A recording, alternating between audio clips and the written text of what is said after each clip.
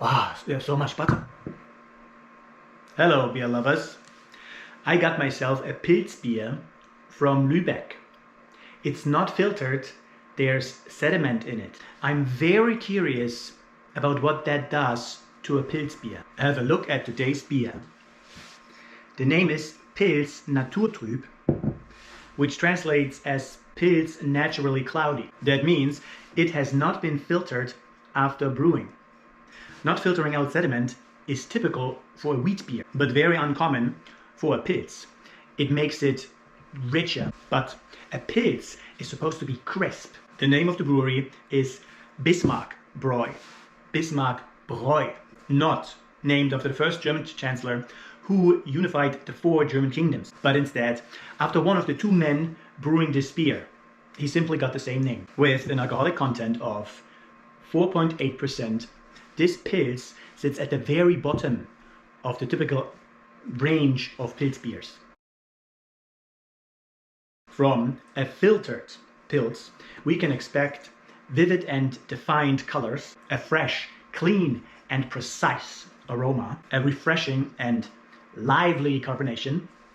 On the first sip, we can expect a brisk bite and a minimal softness. On the second sip, we can expect consistency and little evolving complexity. And the aftertaste should be clean and dry, which makes it highly drinkable. Let's see.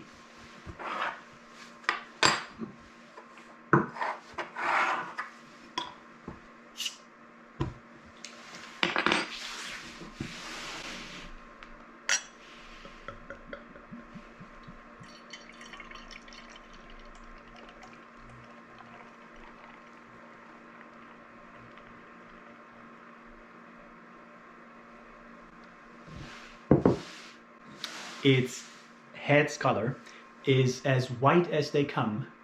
It's a snow white. The head is medium-sized and the froth cells are medium-sized as well. Fleeting they are. They cling to the glass and quite excellent they are.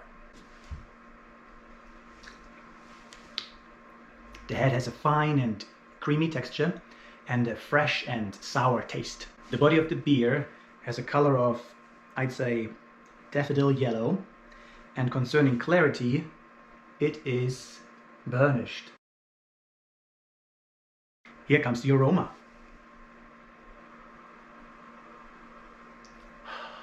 It's fresh, pure and sharp. There's quite some butter and beeswax, not honey but beeswax.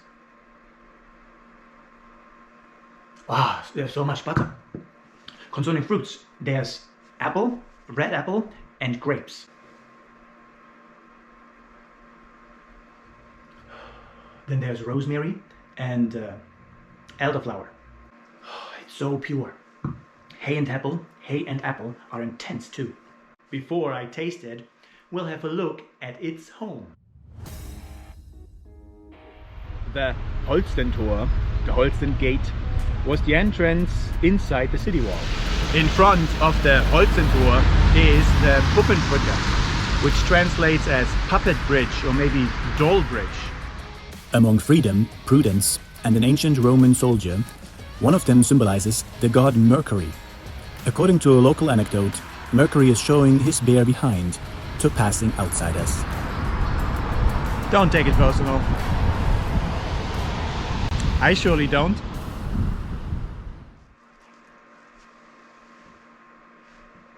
Here goes the first sip.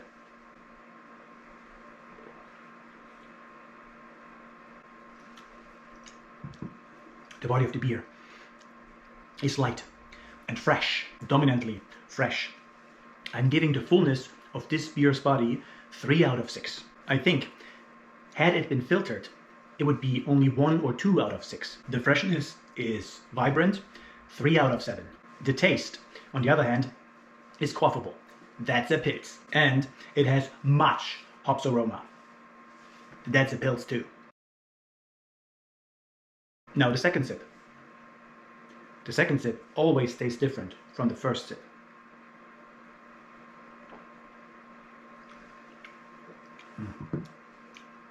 It's dry, dominantly dry, and it's acidulous, but that is barely perceptible.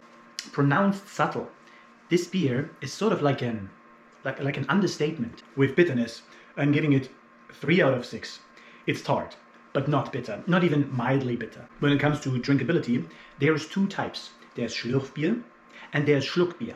Schlürfbier is meant for sensory exploration, layered aroma, structural nuances, evolving taste. Schluckbier, on the other hand, is meant for easy drinking, clean, simple, refreshing, low cognitive load. What is this? With the aromatic complexity and the controlled intensity, this is a Schlürfbier. Aftertaste.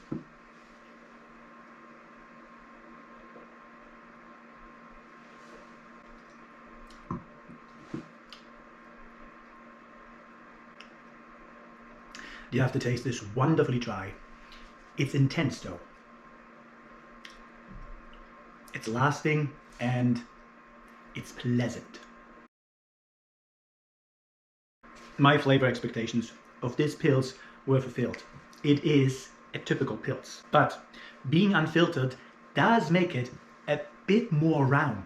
The subtlety may read as underwhelming to some, but not to me. Appearance, aroma, and flavor are very coherent. The visual brightness aligns with the aromatic clarity of this wonderful Pils beer. Noteworthy is the purity. It's so intense.